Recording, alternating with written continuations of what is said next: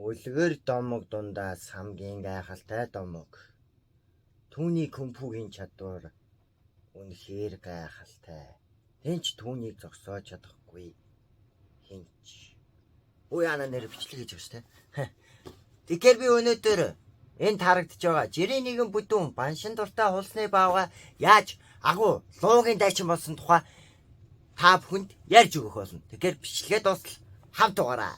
Хятадын нэгэн жижигхэн тосгон бол амар амгалангийн хөндий Давын хамтаар зоогийн газар ажиллаулдаг энэ бүдүүн хулсны баавгайг По гэдэг. Түүний аав ноён Пим бол галуу. Тийм та нар зөв сонс. Погийн мөрөөдөл нь агуу хүчрэх кунфугийн дайчин болох. Яагаад гэвэл тэр тосгонд галзуу тав гэдэг энэ таван амьтан байдаг байхгүй. Эдгээр нь кунфугийн мастер. Тэгээ энэ маструудын мастер нь болохоор улаан хулсны баавгай Шипу байхгүй юу. Харин Шипу мастрийнх нь болохоор мастер нь энэ хөгшин яст мэлхий үүгүй. Тий. Тэгээд үүгүй болохоор Шипуд Тайлонг сулран гэд хэлж байгаа байхгүй. Ууг нь Тайлонгийн шоронд орцсон юм байлээ л дээ.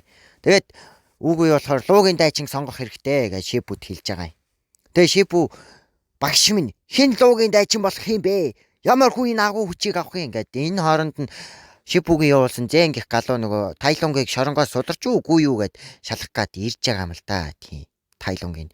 Харин энэ хооронд галзуу таваас нэг нь агуу луугийн дайчнаар сонгогдохоор хаш ордонд баахан хүмүүс ч гэжтэй баахан амьтад тоглолцсон По ганцаараа хаалганы цаана ер нь кунфу тайртай тэгээд луугийн дайч хэн болохыг үзмээр байна гэж байгаа. Ёстой жинкнээсээ үзэн дээ манай хүн. Яй. Тэгэл үүгүй багш өөлөн заагаал.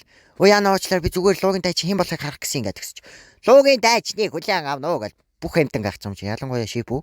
Тэгээд чи тийм агуу луугийн дайчин бидтэй мó бүдүүн хулсны баавгай гэж ерөөсө Пог маань нүд үзүүлээд ерөөсөө тоодгүй. Тэгээд үүгүй багш болохоор манай хүнд амар гоё итгэл найдвар өгөөл. Тэгээд Шипу багш болохоор шууд энэ бүдүүн хулсны баавгай илэглэлт хийхээсээ өөр юм чаддгүй гэж баг хүртэл нөгөө шавь нь болохоор чи яхаараа луугийн дайчин байдгийн би байх хэвээр мостой гэж ерөнхийдөө өмнөх амьдралын ярьж өгөөд Шипу ягаад тийм хатуу ширүүн багш болсон талаар ярьж хооронд нөгөө муу Тайлонг чин дайн дээр дажин гихчээр өнөх айхтар шоронгоос зур ганцаархнаа мултарчдаг шүү. Тийм амар өгөөд. Тэгэл Шипу багш яах вэ гэж үгүй багшаас асуусан чи би мэдэхгүй чи л мэднэ шүү дээ гэд тэнгэрт дэвшиж байгаа маа. Тэгэл Под итгэл найдвар байгаа гал тэгсэн чи баг яхаараа тийм юм байдгийн бай багшаа гал тэгсэн манай По нөгөө Тайлонг суларсныг мэдэл гэрлүүг хар хурдаараа чавхчих. Яна Тайлонг суларсан байж таа. Тэгсэн чи яагаад зүхтагаад байгаа юм гэсэн. Та угаас анханасаа над кунфу зааж өгөө. Тэгчээд одоо яагаад Тайлонгтой тулд гээд байгаа юм. Та намайг харал та би юм өдөө хулсны баавгай гал хэрэлж хооронд бар галзуу тавын хамтаар угаасаа галзуу тав өөртөө явцсан. Тэгэл Шипу багш ойлгоод манай По жинхэнэ кунфу зааж өгөөд ганц баншин дээр манай хоёр зүгээр багш шавийн харилцаагаа үзүүлчихэж байгаа юм чинь. Тэгэл энэ хооронд Тайлонг галзуу тавыг зүгээр гачин болгоод буцааж явуулаад тий амар амгалангийн хүн дээр буцаагаад явуулчихж байгаа. Тэгэл яана үгцэн үү яана гэд байж исэн чинь Шипу гэж болохоор Под энэ луугийн хуйлмал бичээсийг өгдөө уугна агуу хүчийг авсан гэд. Тэгсэн чинь нөгөөт нь хоосон мэдээ. Тий хоосон цаас. Тэгэд энэ яст мэлхий чинь зөнцөн байсан юм шүү гэл амьтад бүгдээрээ тосгоноос дайжаал явж хооронд Тайлонг Шипу дээр ирээ туйлмал бичээс минь хаана байна гэл. Тэгсэн чинь Погийн аав Под амар чухал зүйл хэлдэг байхгүй юу? Тэр нь амар гоё юм. Тэгэл По ухаарал агуу байхад нууц гэж байдгүй юм байна. Агуу зүйлд нууц хэрэггүй юм байна гэж ойлгочихж байгаа аавыгаа хэлсэн зүйлээс.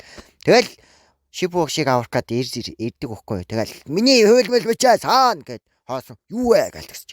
Надад байна.